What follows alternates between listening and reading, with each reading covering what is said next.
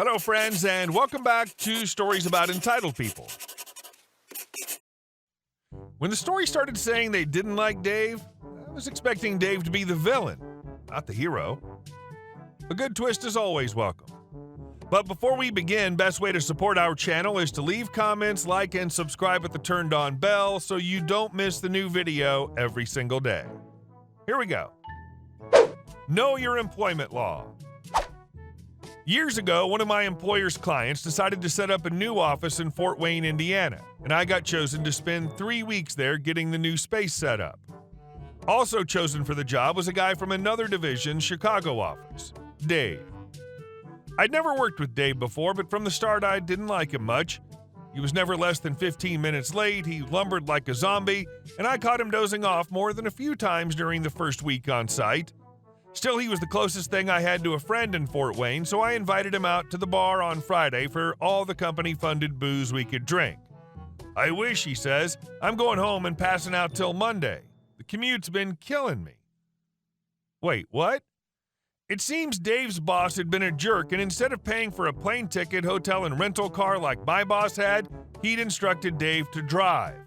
From Chicago, almost 3 hours away. Me. Dude, that's like totally no bueno. 6 hours a day just driving? Dave, yeah, it sucks. Me. Still, it'll be killer money. That puts you at what, like 70 hours this week? Jeez. Make sure you put in for your gas and tolls quick, though.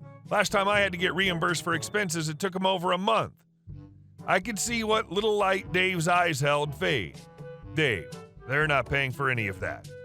Hearing that, I put a call into my boss, who was as puzzled as I was. If he'd worked for our division, he'd be paid for his drive time and expenses at least. And we were both pretty sure it was corporate edict and not something individual divisions could choose not to obey. Unfortunately, neither I nor my boss had any say in the matter, and neither of us were familiar with Illinois or Indiana labor law, so all we could do was advise Dave to save his receipts for the IRS and complain to HR. On Monday, Dave was late again. After an hour, I was worried and called his cell phone. Dave, I just passed Portage, making pretty good time, all things considered. I should be there in about 2 hours. Dave sounded perfectly happy about it, so I figured he'd been required to stop into his office before heading out for some reason. Me. Okay, Dave, I'll see you then. When Dave arrived a little after 11, the first thing he did was take a 15-minute break. Long drive, I understood. There was still most of the day ahead of us, and after the break, Dave finally got down to business booting up his computer. He'd barely logged in when he stood up and announced he was taking his lunch. Okay, something was going on, but I hadn't the foggiest idea what. After lunch, Dave finally got around to some work, putting in a good 20 minutes reading email before stopping by to see me. Dave, I'm going to take my second 15 now, then I'm heading home. Me. What? Dave, grinning like a nut. Don't worry, I spoke to HR over the weekend. I didn't see Dave on Tuesday. His cell phone was going unanswered, and neither my boss or I had any luck finding out why. We didn't try hard. Not our zoo and not our monkey, after all. Ditto for Wednesday, but whatever, he's probably just sick. And then on Thursday, I see Dave, before work, at the hotel breakfast buffet. Me. Dave, I was getting worried when you were no-show the last 2 days. Dave laughed a little, and after we'd piled our plates with bad scrambled eggs and burned sausage, told me a story. On Monday, the client had noticed him coming in late, doing no work, and leaving early, and called our company to complain. Dave, in turn, was called into a disciplinary meeting with his boss and local HR, who were prepared to terminate him over putting in for 32 hours of unearned overtime the previous week and not working at all the day before. Dave said they were serious, too. One of the guys from building security interrupted the meeting to deliver a box containing the personal effects from his desk. Dave had an ace, though. Well, 3 aces. An email from his boss instructing him to drive to Fort Wayne every day at his own expense as a change in work location. 1. An email from corporate HR telling him that while he wasn't required to work overtime, he was required to report any overtime worked, including driving to and from a client. 2. And a page from his division's employee manual. 3. Which covered paid breaks off-site. He then informed them that he was not working any more overtime, and after 3 hours driving in, 1.5 hours of breaks, and 3 hours home, it left him with just half an hour a day to do actual work. Less, actually, if the traffic was bad. Oh, and that corporate HR was willing to stand behind him on it. He'd just spoken to them before the meeting. Dave. It took them about 3 seconds to realize they were screwed, and, well, here I am, back in action. And since everything was booked last minute, I'm in a suite with a jacuzzi, and my rental's a damn Cadillac. Great story. It's like a nice and tidy 3-act story. Hate Dave in the beginning, understanding his trial and tribulations, finally seeing a nice resolution and redeeming Dave. And our second story. Are you sure you want to do that? About 3 years ago, I used to work at the tech department for a customer support provider. Our client was a budget ISP, so you know what's up. Besides customer support, I also worked a few hours per week as quality monitor, QM. This basically means that I listen to recorded calls and grade them on how well the employee did. My colleague, let's call him Bert, emailed me that I have to listen to the call he's having right now with a customer, Miss Ladypants.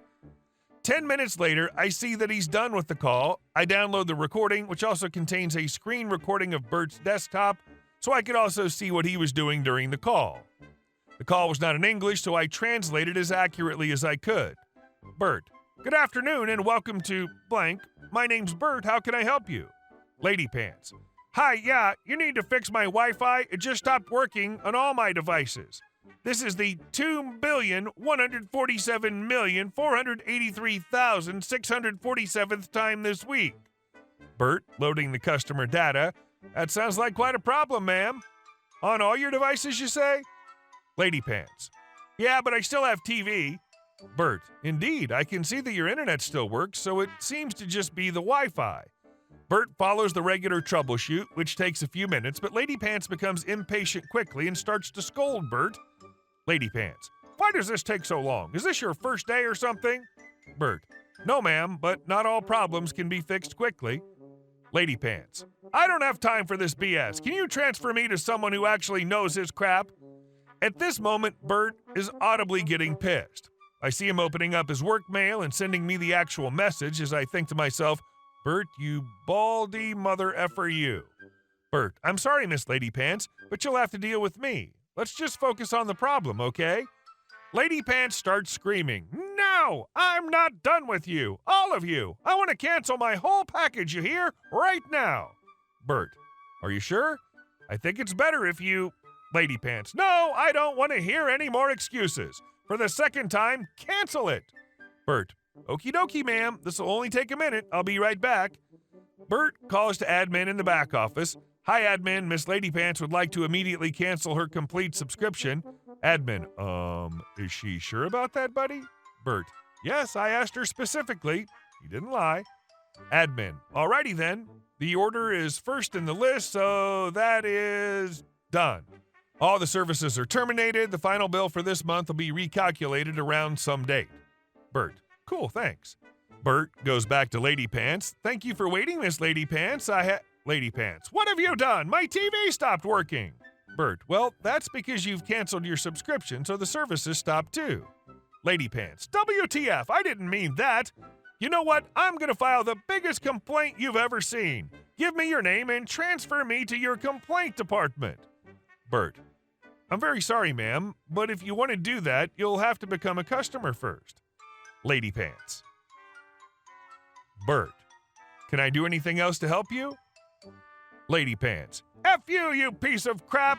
Click. And the recording ends there. Bert has never heard about her again. She went to a different ISP. I don't get what she actually wanted. Did she think the threat of canceling would get him to solve her problem quicker? And our last story. No, you can't park here. I live near a fairly popular park and event area. It's one of the few places in that city you can have dogs off leash, completely fenced in, and enjoy a picnic or play in the creek. This place is awesome.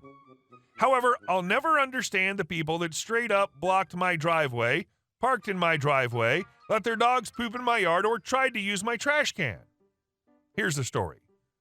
Don't park here during the county fair. The road is fairly busy, and I just accepted that fact. Because it's actually nice to be able to walk over to get a Navajo taco and eat it peacefully in my home. One year, my husband and I are just chilling at home when we notice a car. Could be our neighbor's, shared driveway, So we call and ask. Nope, not theirs or a friend's. Usually when I see someone pull in, I come out and say they can't park here and they leave. No big deal. They'll be grumbly because now they have to find a different place to park, like a couple blocks over or the designated parking field. My house just happens to be across from one entrance, so I get it, but them's the breaks. Since we have no idea who this person is, the next logical step is we call the cops because whoever parked is clearly trespassing and the cops can tow them, right? Apparently wrong. We called the non-emergency number and told the dispatch person exactly what was happening. She said an officer would be sent out soon. Well, 2 hours go by, the fair's ending, we call back, same dispatch person says they're currently changing shifts. Okay, what does that have to do with the 2-hour wait? Another hour goes by, a cop shows up. The cop then tells us that he can't do anything. Pretty sure I gave myself whiplash with how much my neck twitched. He said dispatch should have told us that. He could have as well since he had our number and knew what was happening, but whatever. He then runs the plates. Turns out the driver/owner has been parking illegally all over town and hasn't paid a single ticket, but it's not at the point of having a warrant issued. I call a towing company, they come, get the car, and leave. My neighbors and I have fun watching them get towed, and I inform them that the cops said they won't do anything to someone parked here. My neighbor's equally confused because he's been told by cops to call them, so someone's lying. But hey, cops can lie to you. The fair is well closed at this point. 4.5 hours later, 2 more hours go by, and there's a knock at the door. Entitled Parker, EP. Hey, what happened to my car? Me. It's been towed. Gives name of company, EP. Well, why? Me. Because this is a private driveway. EP. Well, there's no sign. Me. Completely dumbfounded. This is clearly a house. You can't just park at random houses. EP. Well, who do I call to get my car back? Me. Gives name of company again. EP. There should really be a sign or something. He leaves with his friends to sit at the end of my driveway. I was honestly tempted to call the cops on them loitering on private property, but knew the cops wouldn't do anything. Moral of the story, just call a towing company because the cops won't do crap. But seriously, you could put up a sign, but people don't read signs. They don't even acknowledge official street signage half the time. I just call for tows immediately now, because people are dumb. Hey guys, thank you all for watching the video. I'll see you in the next one.